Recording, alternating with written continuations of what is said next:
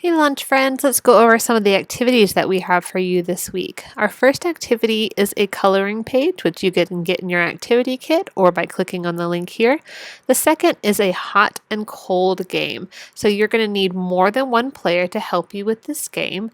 And just like in our story this week, how we talked about how God can help guide us through things in our lives, you're going to hide something in the house or outside of your house, and then guide somebody by using the words hot and cold to get to that item. So if they get close to the hidden item, you can tell them they are hot, hot, hot.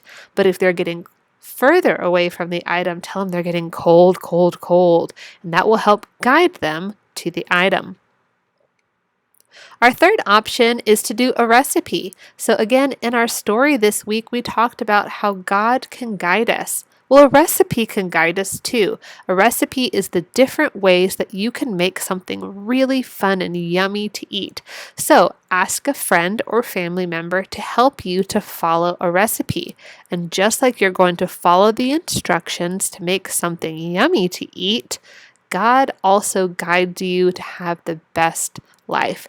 And if you want some ideas of something to make, we do have a recipe for some banana bread here, which you can click on the link or find in your activity kit, but you don't have to make the bread. You can make anything that you want by following a recipe. Our fourth option is to act out the Bible story. So you can pretend to be Esau and put some hairy arms on there, or you could get some Play-Doh and pretend to create a bowl of soup for your father Isaac, or you could act out going into your father Isaac and trying to trick him, or being Esau and finding out and getting very upset. You can act out the story. Our fifth option is a Bible story hat. So in your activity kit or by clicking on the link right here, you will get all the pieces that you will need. You're going to need to color them and cut them out. And then you're going to glue the little boxes into the boxes that are on the hat band right here that tell the story of Jacob and Esau that you just read.